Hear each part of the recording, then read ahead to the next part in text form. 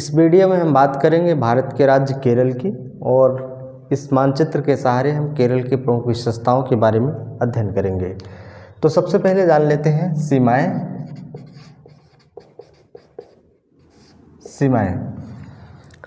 अब देखिए कि इस मानचित्र के उत्तर में ये जो राज्य है, इस राज्य का नाम है कर्नाटक। तो केरल उत्तर में अपनी सीमाएं कर्नाटक राज्य के साथ बनाता है, और ये एक राज्य है तमिलनाडु। तो केरल पूर्व में अपनी सीमाएं तमिलनाडु के साथ बनाता है। इसके अलावा एक ये जिला है, इस जिले का नाम है माहे, और ये केंद्र शासित प्रदेश पांडिचेरी का भाग है। पिछले वीडियो में मैंने आपको बताया था कि पांडिचेरी में 4 जिले हैं, एक माहे जो केरल में है, और 2 जिले कराईकल पांडिचेरी तमिलनाडु में है, और एक जिला यनम आंध्र प्रदेश में है। इस तरह से पांडिचेरी में 4 जिले हैं जो भारत के 3 अलग अलग राज्यों में हैं। तो एक ज़िला है माहे जो केरल में स्थित है। इस तरह से केरल उत्तर में कर्नाटक के साथ, पूर्व में तमिलनाडु के साथ, एक केंद्र शासित प्रदेश पांडिचेरी से अपनी सीमाएं बनाता है, और पश्चिम में इधर अरब सागर है, अरब सागर। दक्षिण में हिंद महासागर।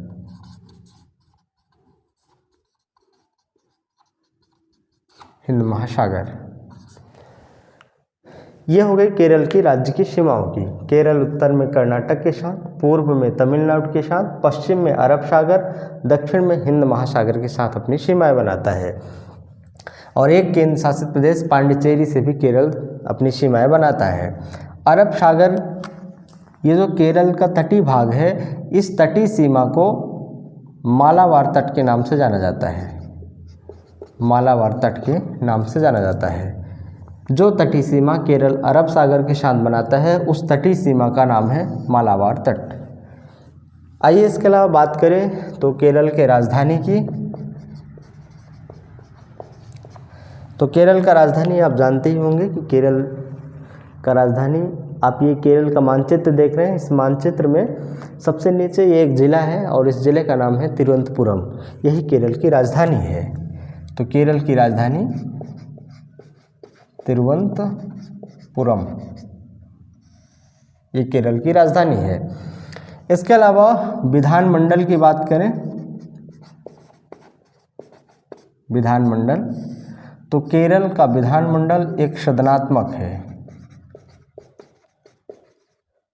एक सदनात्मक का मतलब यह है कि यहाँ सिर्फ विधानसभा है, विधान परिषद नहीं है। विधानसभा सीटों की बात करें तो केरल में विधानसभा सीटों की संख्या 140 है। इसके अलावा लोकसभा सीटों की बात करें तो केरल में लोकसभा सीटों की संख्या 20 है, और राज्यसभा सीटों की संख्या 9 है। मुख्यमंत्री की बात करें तो यहाँ वर्तमान में मुख्यमंत्री हैं, सीएम की बात करें तो यहाँ के वर्तमान मुख्यमंत्री हैं पिनराई विजयन, यहाँ के वर्तमान मुख्यमंत्री हैं। और राज्यपाल की बात करें तो वर्तमान में यहाँ के राज्यपाल हैं मोहम्मद आरिफ खान। यह केरल की विशेषता है। केरल की राजधानी तिरुवनंतपुरम है, विधानमंडल एक सदनात्मक है, विधानसभा सीटों की संख्या 140 है, लोकसभा सीट 20 है, और राज्यसभा सीटों की संख्या 9 है। वर्तमान में यहाँ के मुख्यमंत्री हैं पिनराई विजयन, और वर्तमान में यहाँ के राज्यपाल हैं मोहम्मद आरिफ खान। आइए बात करते हैं केरल के इतिहास के बारे में। तो केरल का प्राचीन नाम जो था, प्राचीन नाम चेर। केरल को प्राचीन में काल में चेर के नाम से जाना जाता था, और इसकी राजधानी थी इसकी राजधानी थी वांजी। वांजी केरल का प्राचीन नाम चेर था और इसकी राजधानी वांजी थी। इस चेर वंश का एक प्रतापी राजा हुआ था लाल चेर। इस चेर वंश का एक महत्वपूर्ण शासक हुआ है लाल चेर, और लाल चेर ने कनंगी प्रथा की शुरुआत की थी। कनंगी प्रथा की शुरुआत की थी। कनंगी प्रथा को सती प्रथा के नाम से जाना जाता है। सती प्रथा के नाम से जाना जाता है। तो केरल का प्राचीन नाम चेर था, जिसकी राजधानी वांजी हुआ करती थी, और इस चेर वंश का एक महत्वपूर्ण शासक था लाल चेर, जिसने कनंगी प्रथा या सती प्रथा की शुरुआत की थी। इसके अलावा केरल के संबंध में बात करें तो यहाँ खमोटिन वंश का शासन रहा है। यहाँ खमोटिन वंश का शासन रहा है, और इस खमोटिन वंश का एक राजा था जमोरिन। जमोरिन केरल में खमोटिन वंश का शासनकाल रहा है, और इस वंश के एक राजा हुए हैं जमोरिन, और जमोरिन के टाइम पर ही 1498 में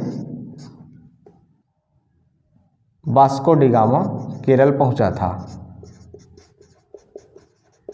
वास्को डी गामा 1498 में खमोटिन वंश के राजा जमोरिन के शासनकाल में 1498 में वास्को डी गामा भारत आया था। इसके अलावा बात करें तो एक ज़िला है, आप देखिए कि ये ज़िला है कन्नूर। कन्नूर कन्नूर से सम्राट अशोक के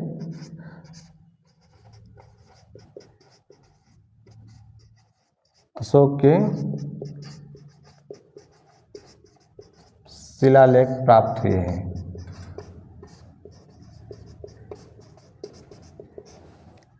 ये कन्नूर जिला है और यहाँ से सम्राट अशोक के शिलालेख प्राप्त हुए हैं। इसके अलावा केरल के इतिहास की बात करें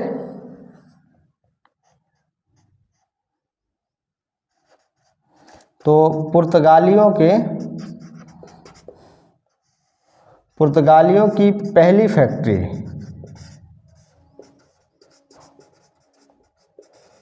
फैक्ट्री कोचीन में खुली थी। कोचीन या कोच्चि में पुर्तगालियों की पहली फैक्ट्री खोली गई थी। और प्राचीन काल में जो केरल राज्य था वो 3 रियासतों में बटा हुआ था। 3 रियासत कौन कौन से थे? एक तो मालाबार रियासत था, मालाबार, दूसरा है श्रवणकोर,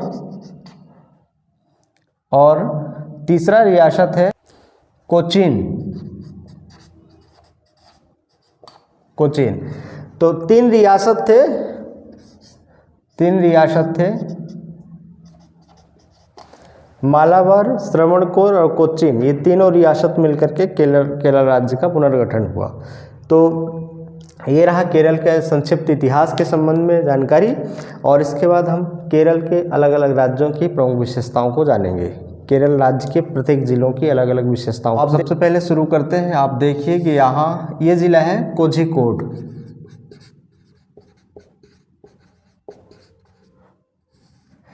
कोझिकोड या कालीकट के नाम से इसे जाना जाता है। कालीकट, कोझिकोड या कालीकट यहाँ 1498 में वास्को डी गामा भारत आया था।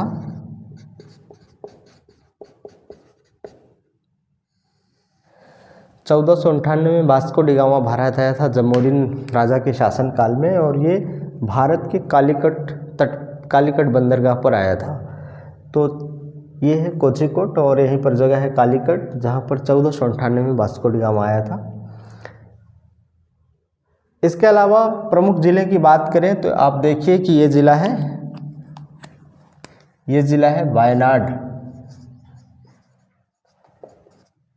वायनाड पिछले लोकसभा चुनाव से काफ़ी चर्चित रहा है, क्योंकि देश के एक प्रमुख नेता राहुल गांधी ने यहाँ से चुनाव लड़ा था लोकसभा का।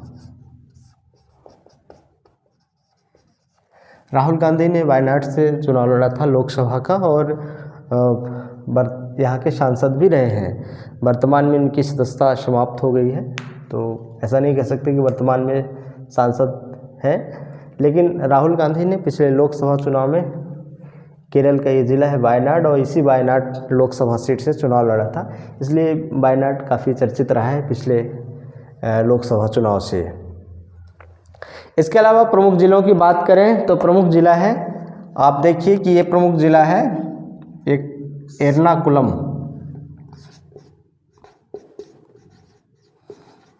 एर्नाकुलम आप जब मानचित्र में देखेंगे तो इस ज़िले का नाम कहीं कहीं पर कक्कनाद भी दिखाता है, तो आप इसमें अंतर समझिए कि ज़िले का नाम एर्नाकुलम है लेकिन उसका जो मुख्यालय है वो कक्कनाद है। लेकिन तो मानचित्र में आपको एर्नाकुलम कुछ ही मानचित्रों में दिखाता है, फिर भी आप समझिए कि इस ज़िले का नाम है एर्नाकुलम और कक्कनाद इसका मुख्यालय है।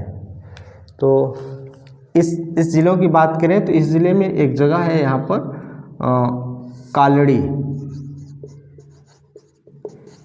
कालड़ी, जहाँ पर शंकराचार्य का जन्म स्थान है।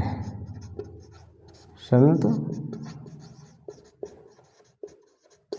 शंकराचार्य का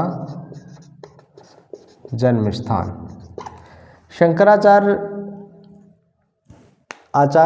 संत शंकराचार्य जो थे उनका जन्म स्थान एर्नाकुलम जिले में ही कालड़ी नामक स्थान पर हुआ था। इसके अलावा बात करें तो यहाँ पर एक आप देखिए ये जगह है, इस जगह का नाम है कोच्चि। कोच्चि या कोच्चिन के नाम से भी इसे जाना जाता है, कोच्चि या कोच्चिन। तो कोच्चि की प्रमुख विशेषताओं की बात करें तो कोच्चि को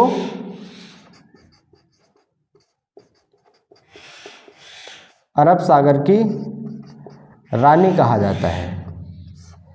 अरब सागर की रानी के नाम से कोच्चि को जाना जाता है। कोच्चि एक प्रमुख बंदरगाह है और इसे अरब सागर की रानी के नाम से जाना जाता है। इसके अलावा कोच्चि की बात करें तो यहाँ पर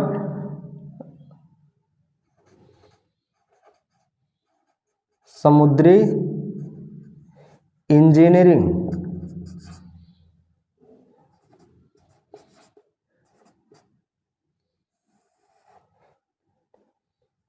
गलत हो गया, इंजीनियरिंग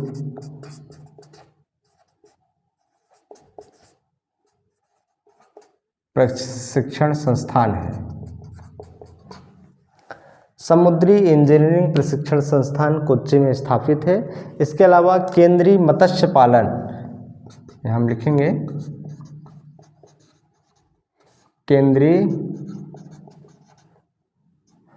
मत्स्य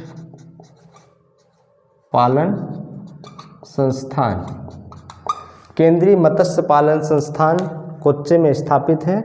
इसके अलावा देश का प्रथम निजी हवाई अड्डा, प्रथम निजी हवाई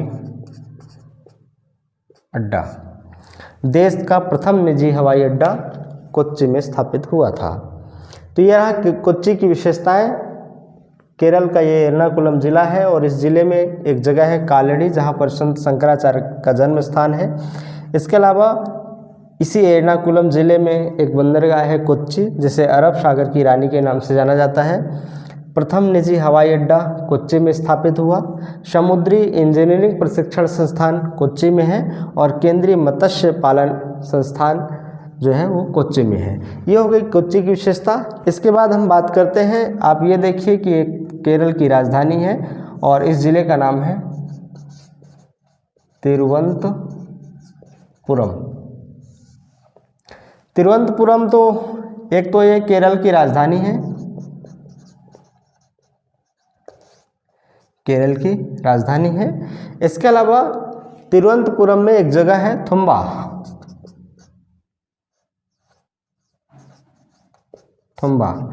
थुम्बा में विक्रम साराभाई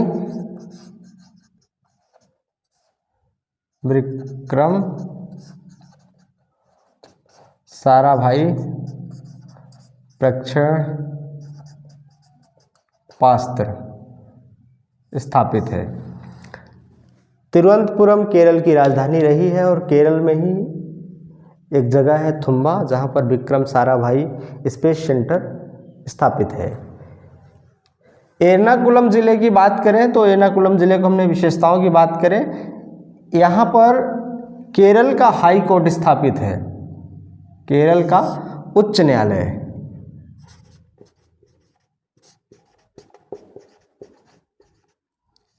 केरल का उच्च न्यायालय एर्नाकुलम ज़िले में ही है, और ये केरल के साथ साथ ये लक्षद्वीप समूह जो केंद्र शासित प्रदेश है उसका भी जो उच्च न्यायालय है वो एर्नाकुलम ही है।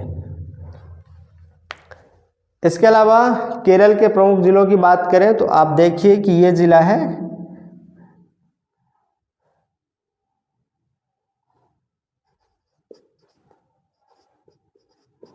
कोट्टम, और ये जिला है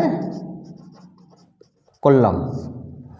तो कोल्लम से लेकर के कोट्टम तक, कोल्लम से लेकर के कोल्लम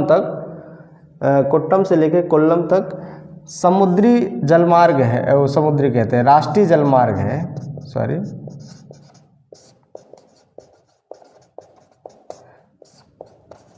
राष्ट्रीय जलमार्ग क्रमांक 3 है। भारत का राष्ट्रीय जलमार्ग क्रमांक 3 कोट्टम से लेकर के कोल्लम तक है, और ये कोट्टम जिला है, ये कोल्लम जिला है। इसके अलावा बात करें तो कोट्टम में ही रबर बोर्ड का मुख्यालय है।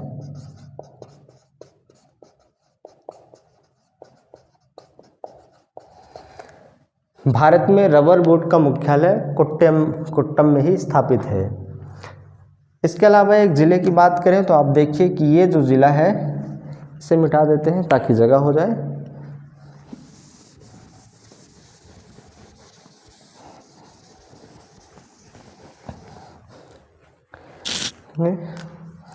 ये जो ज़िला है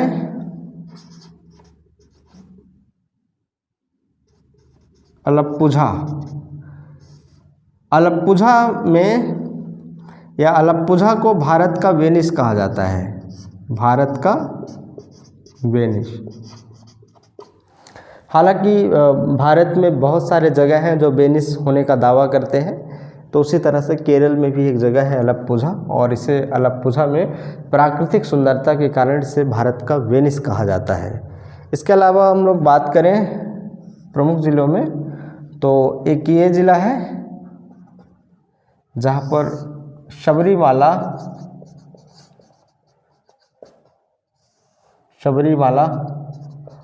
मंदिर है। केरल के इस ज़िले में सबरीमाला का मंदिर स्थापित है, और ये सबरीमाला मंदिर पिछले कुछ वर्षों में काफ़ी चर्चित रहा है। और सबरीमाला मंदिर जो है भगवान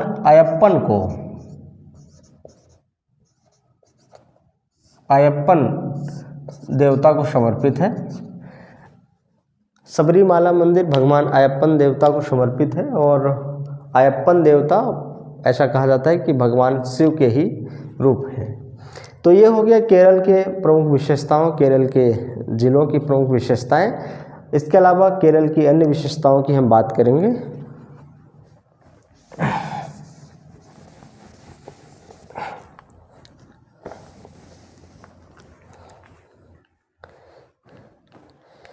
केरल के प्रमुख त्यौहार की बात करें तो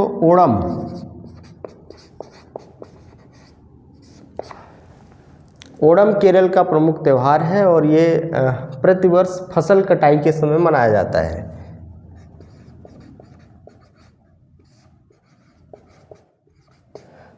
फसल कटाई के समय मनाया जाता है, और ये नव वर्ष आगमन का प्रतीक है, नव वर्ष आगमन का प्रतीक है। इसके अलावा नृत्य की बात करें तो केरल के प्रमुख नृत्य में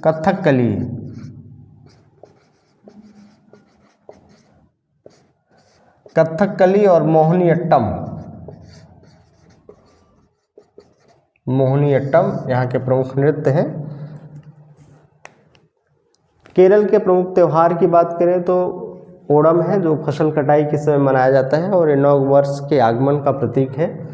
नृत्य कथकली नृत्य है, और मोहिनीअट्टम यहाँ के प्रमुख नृत्य हैं। इसके अलावा केरल की बात करें तो रबर उत्पादन में केरल भारत में प्रथम स्थान है।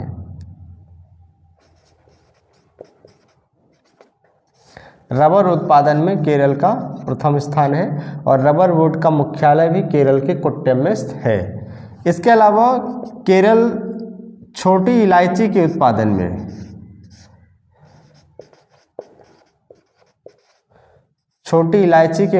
में प्रथम स्थान पर है। इसके अलावा अन्य की बात करें, अन्य विशेषताओं की, तो केरल देश का सबसे शिक्षित राज्य है। देश का सर्वाधिक साक्षरता वाला राज्य है। इसके अलावा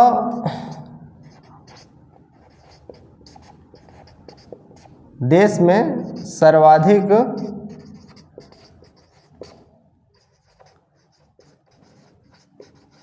अनुकूल लिंगानुपात, देश में सर्वाधिक अनुकूल लिंगानुपात केरल में ही है, 1084। मतलब 1000 पुरुषों पर 1000 प्रति पुरुषों पर 1084 महिलाएं यहाँ हैं। इसके अलावा केरल जो है वो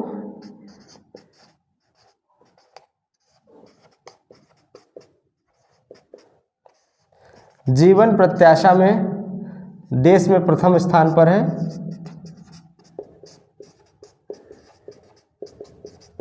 देश में प्रथम स्थान पर है। इसके अलावा मानव विकास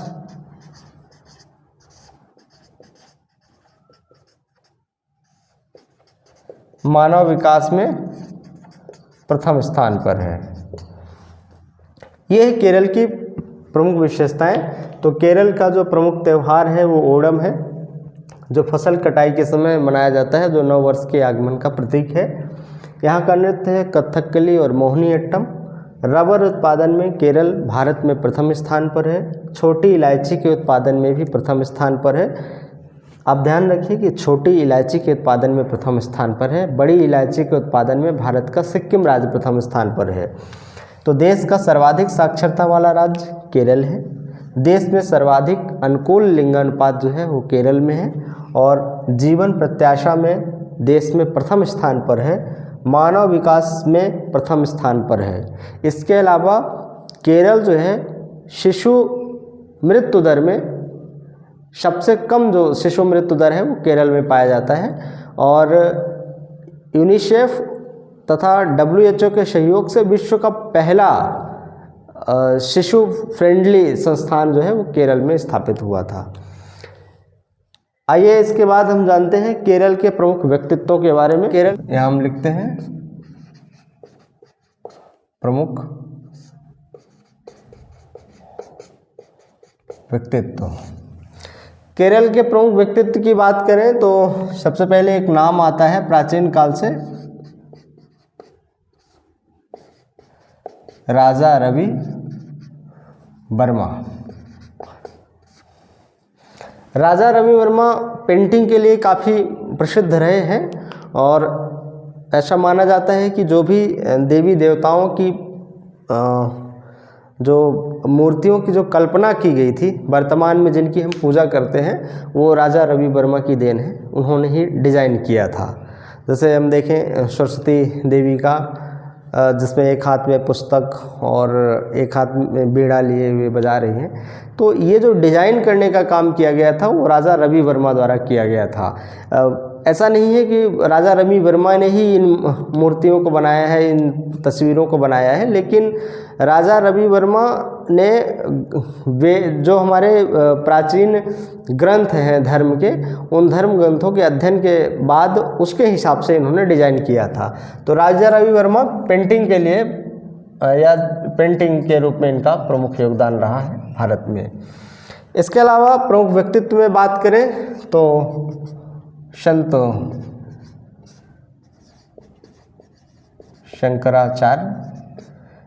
शंकराचार्य जी का भी जन्म केरल में ही हुआ था और वीडियो में हमने बताया भी था कि एक ज़िला है एर्नाकुलम में एक जगह है कालड़ी, जहाँ पर संत शंकराचार्य का जन्म स्थान है। इसके अलावा प्रमुख व्यक्तित्व की बात करें तो KR नारायणन। KR नारायणन का नाम आपने सुना ही होगा कि ये भारत के राष्ट्रपति रहे हैं। इसके अलावा प्रमुख व्यक्तित्व की बात करें तो वर्गीज कुरियन जी का जन्म केरल में ही हुआ था और इन्हें श्वेत क्रांति का जनक कहा जाता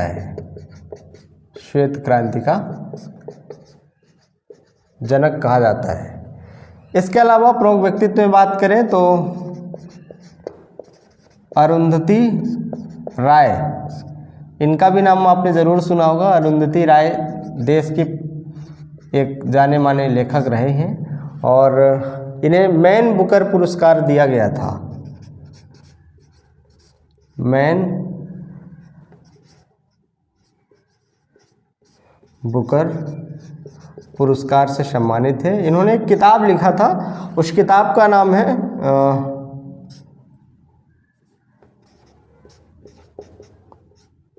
the God of small things, इनके पुस्तक का नाम था। तो अरुंधति राय एक भारत की एक जानी मानी लेखिका रही हैं जिन्हें मैन पुरस्कार से प्राप्त हुआ था और इनके जो कि पुस्तक का नाम था वो the God of small things. इस पुस्तक के लिए इन्हें मैन बुकर पुरस्कार दिया गया था। इसके अलावा एक नाम आपने बहुत सुना होगा, PT उषा का, जिसे भारत का जिसे गोल्डन गर्ल के नाम से जाना जाता है। गोल्डन गर्ल के नाम से जाना जाता है। एशियाई चैंपियन में 1985 में एशियाई चैंपियन हुआ था और उस चैंपियन में ये 6 स्वर्ण पदक जीती थी, जिसके बाद इन्हें गोल्डन गर्ल का उपाधि दी गई, गोल्डन गर्ल के नाम से जाना गया। इसके अलावा प्रमुख व्यक्तित्व की बात करें तो आप TN शेषन का नाम जरूर सुने होंगे। यदि आप राजनीति की जानकारी रखते हैं तो ये पूर्व मुख्य चुनाव आयुक्त रहे हैं। TN शेषन भारत के पूर्व मुख्य चुनाव आयुक्त रहे हैं 1990 से लेकर 93 तक और ये काफ़ी इनका कार्यकाल काफ़ी चर्चित रहा है। इन्होंने भारत में जो चुनाव आयोग की जो ताकत है उसको उन्होंने दिखाया कि चुनाव आयोग वास्तव में उसकी क्या सीमाएं हैं और क्या अधिकार हैं। तो TN शेषन काफ़ी चर्चित व्यक्ति रहे हैं। 1990 से लेकर 1993 तक भारत के मुख्य चुनाव आयुक्त रहे हैं। इसके अलावा प्रमुख व्यक्तित्व की बात करें तो केरल के प्रमुख व्यक्तित्व हैं फातिमा बीबी। इसके अलावा प्रमुख व्यक्तित्व की बात करें तो फातिमा बीबी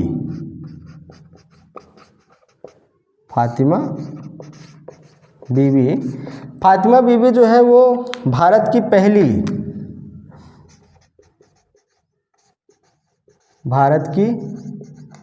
पहली महिला जज, सुप्रीम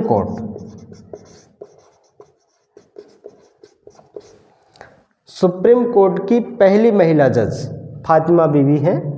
और इसके अलावा प्रमुख बात की करें तो ई श्रीधरन का जन्म केरल में ही हुआ था और ई श्रीधरन को आप जानते हैं कि इन्होंने भारत के मेट्रोमैन के नाम से जाना जाता है। ई श्रीधरन को भारत का मेट्रोमैन के नाम से जाना जाता है क्योंकि जो भारत में मेट्रो ट्रेन चलती है, दिल्ली में या कलकत्ता में, मुंबई में जो भी मेट्रो ट्रेन चलती है उसमें जो अनाउंस का काम है, अनाउंस का जो आवाज़ है या अनाउंस का जो काम है उन्होंने ई श्रीधरन ने ही इन्हीं की आवाज़ में सारी रिकॉर्डिंग है, इसलिए ई श्रीधरन को मेट्रोमैन ऑफ इंडिया कहा जाता है, मेट्रोमैन के नाम से जाना जाता है। और इसके अलावा ये है केरल के बारे में जानकारी। ये है केरल के संबंध में जानकारी, और इस वीडियो के माध्यम से हमने केरल के प्रमुख विशेषताओं को जाना है। इसके अलावा भी यदि कोई विशेषता आपको लगती है कि कोई विशेष या महत्वपूर्ण संबंध जो एक दिवसीय परीक्षाओं में आते हैं और इस वीडियो में छूट गए हैं, तो आप कमेंट में ज़रूर बताइएगा। धन्यवाद।